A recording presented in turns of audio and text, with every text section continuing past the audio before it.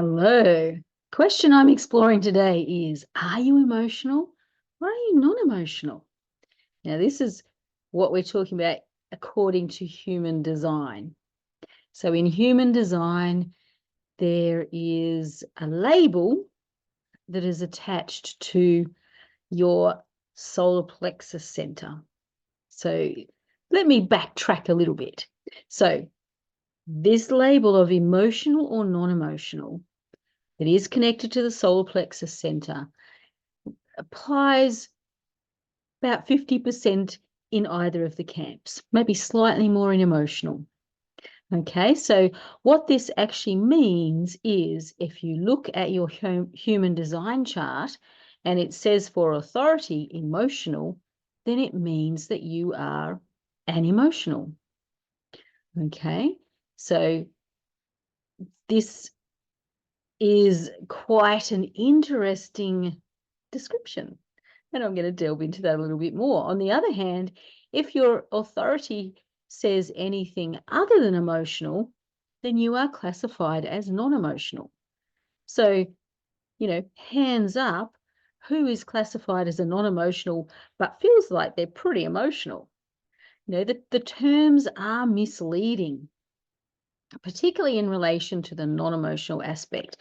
Or maybe that's just my perspective because I'm classified as non-emotional. My authority is self-projected. And, I don't have anything below my G center in my chart defined because of that. Anyway, let's delve in a little bit more about both sides of the camp, maybe. So let's start with emotional. So if you have a defined solar plexus, this means that you have got consistent and reliable energy that is flowing through the solar plexus center.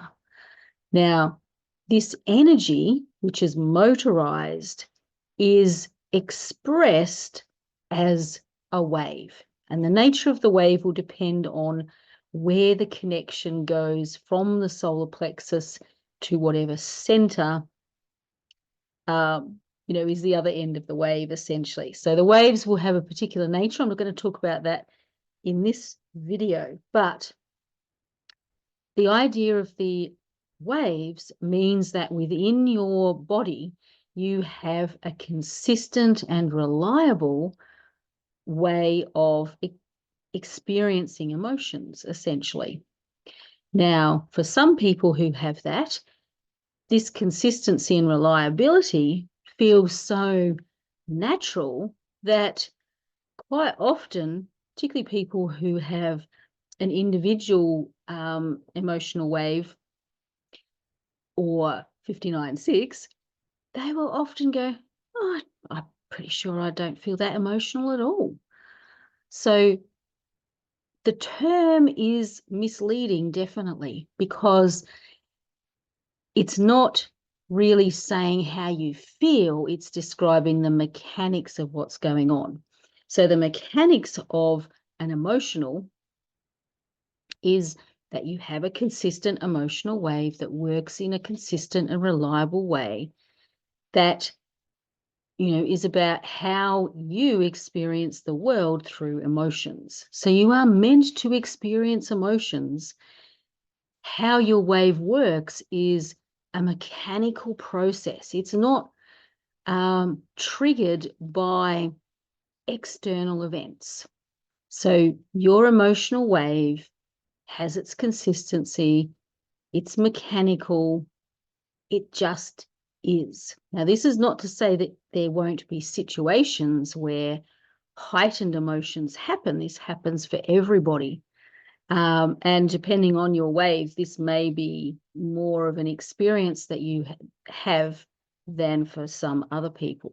All right.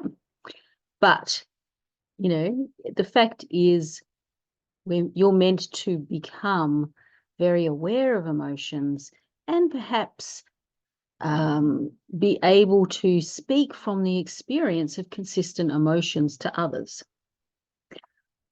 All right, let's have a look at what the people who are termed non-emotionals are all about.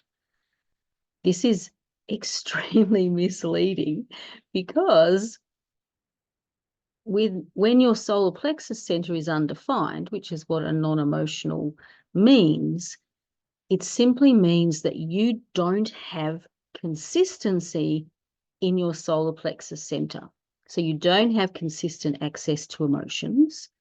You actually rely on external, but still mechanical processes to actually bring you the sense of emotions overall. Now, once again, there will be situations that naturally lend themselves to emotions anyway, and that's going to be the same for anyone. So if you have, a death in the family, or if you have, an extremely successful experience or exciting experience, you are going to express those states.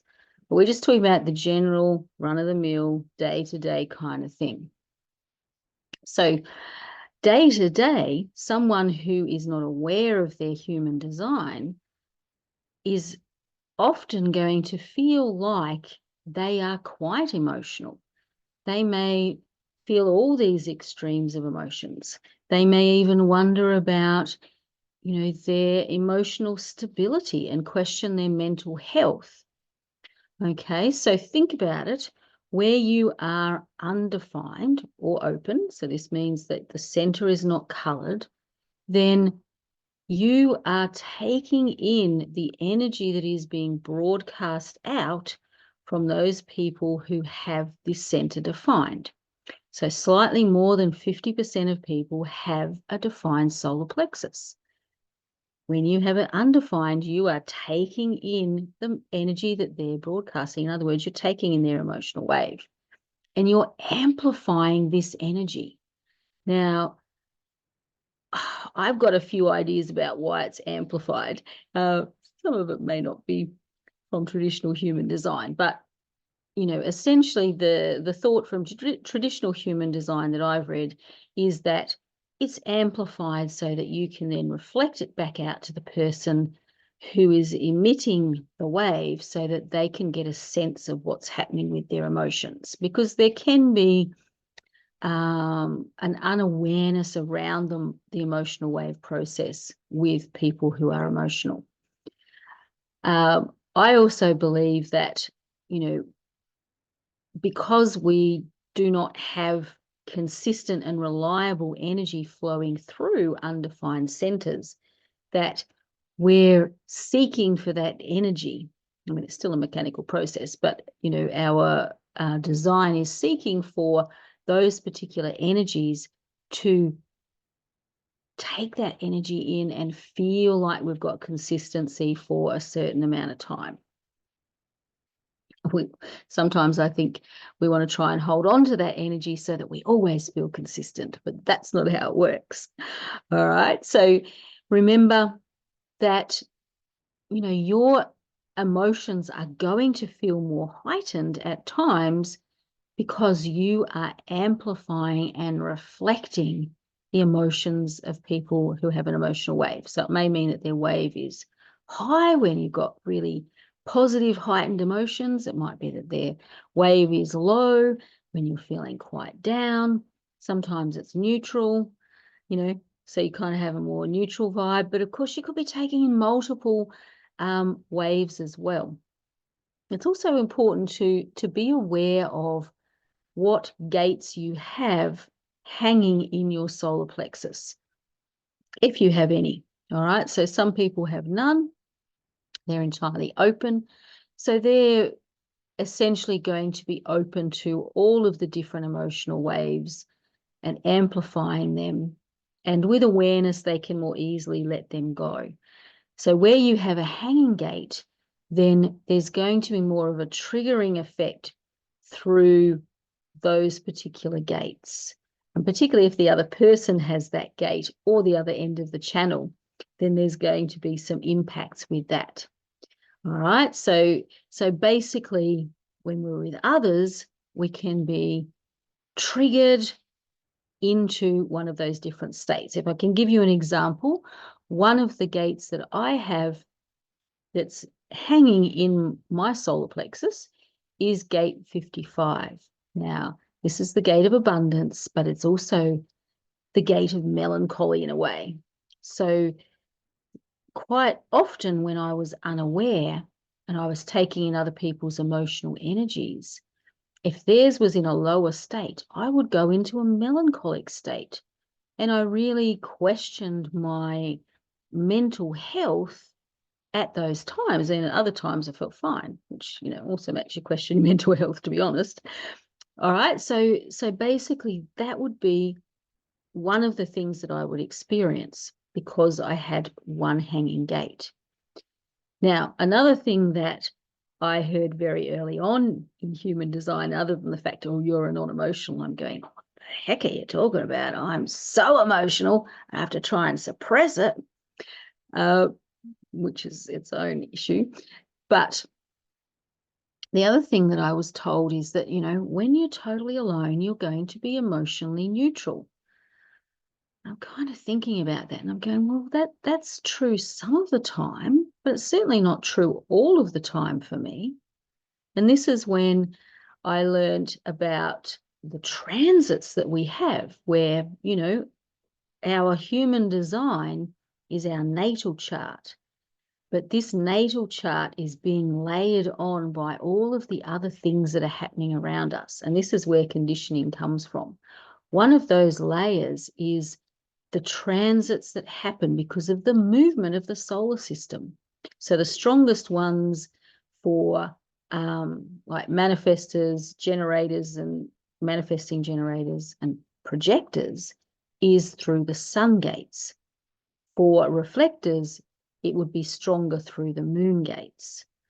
But we also have all the other planets and things that are moving around in the solar system that are at different times in different gates, including those in the solar plexus, and they can be having an impact on us.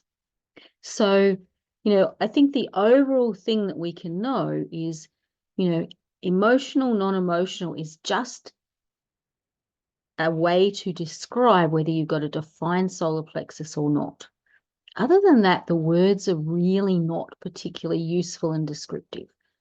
We are all meant to experience emotions in some way. This is the real truth of the solar plexus.